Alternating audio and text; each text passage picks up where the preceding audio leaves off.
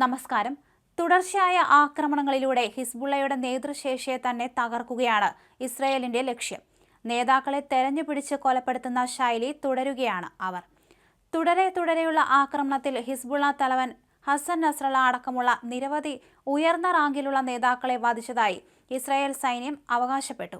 ലിസ്റ്റിലുള്ള ഏകദേശം എല്ലാ നേതാക്കളെയും വധിച്ചുവെന്നാണ് ഇസ്രായേൽ സൈന്യം അവകാശപ്പെടുന്നത്. ഹിസ്ബുള്ള നേതാക്കളുടെ ചിത്രങ്ങളും സ്ഥാനങ്ങളും അടങ്ങിയ ചാർട്ട് എക്സ് പ്ലാറ്റ്ഫോമിൽ പങ്കുവച്ചാണ് ഇസ്രായേൽ പ്രതിരോധ സേന ശനിയാഴ്ച ഇക്കാര്യം അറിയിച്ചത്.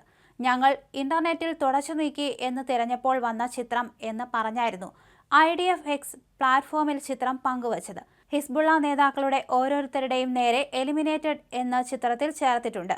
ഹസൻ നസ്രള്ള, അലി കർക്കി, നബീൽ കൗഗ്, മുഹമ്മദ് അലി ഇസ്മായിൽ, ഇബ്രാഹിം മുഹമ്മദ് ഗബീസി, ഇബ്രാഹിം ഗുവൈസി, ഇബ്രാഹിം അഖീൽ, അഹമ്മദ് വാഖ്ബി, ഹുവാദ് ഷുഗ്ര, അതുപോലെ മുഹമ്മദ് നാസർ, തലീബ് അബ്ദുള്ള തുടങ്ങിയവർ തങ്ങളുടെ ആക്രമണത്തിൽ കൊല്ലപ്പെട്ടതായിട്ടാണ് ഇസ്രായേൽ വ്യക്തമാക്കുന്നത്.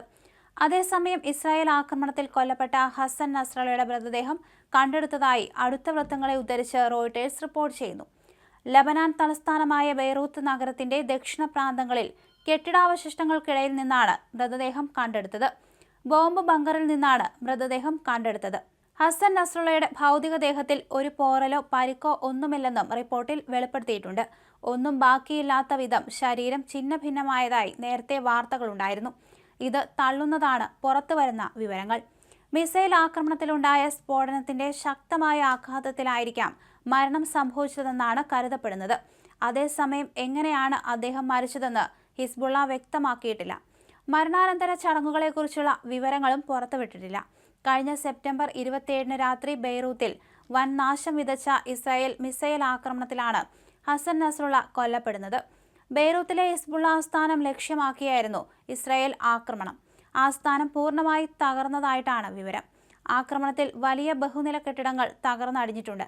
ഇതിനിടയിൽ വലിയ ഘർത്തം രൂപപ്പെട്ടതും പുറത്തുവന്ന ദൃശ്യങ്ങളിൽ കാണാം.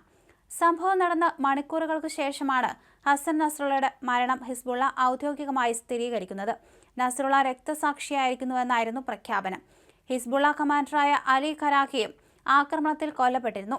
ഇറാൻ പൗരനായ ഇസ്രായേൽ ചാരൻ കൃത്യമായ വിവരങ്ങൾ നൽകിയതിന്റെ അടിസ്ഥാനത്തിലാണ് ഹിസ്ബുള്ള നേതാവ് സയ്യിദ് ഹസൻ നസ്രള്ള ഉണ്ടായിരുന്ന ഇടത്ത് ഇസ്രായേൽ സൈന്യം മിസൈൽ വർഷിച്ചതെന്ന് ഫ്രഞ്ച് മാധ്യമമായ പാരീസൻ റിപ്പോർട്ട് ചെയ്യുന്നു.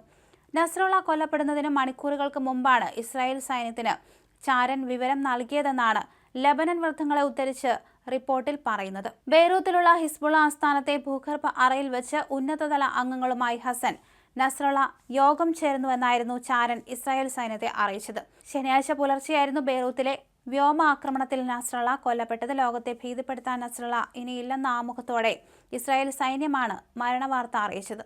പിന്നീട് ഹിസ്ബുള്ളയും ഇക്കാര്യം സ്ഥിരീകരിച്ചു. നസ്രള്ളയെ വധിച്ചെന്ന പ്രഖ്യാപനത്തിന് പിന്നാലെ തങ്ങളെ ഭീഷണിപ്പെടുത്തുന്ന ആരിലേക്കും എത്തുമെന്ന് ഇസ്രായേൽ സൈനിക മേധാവി പറഞ്ഞു.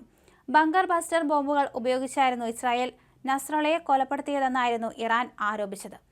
5000 പൗണ്ട് ബങ്കർ ബസ്റ്റർ ബോംബ് ഉപയോഗിച്ചതായിട്ടാണ് ആരോപണം. US നൽകിയ ബോംബുകളാണ് ഇസ്രായേൽ ഉപയോഗിച്ചതെന്നും ഇറാൻ പറയുന്നു.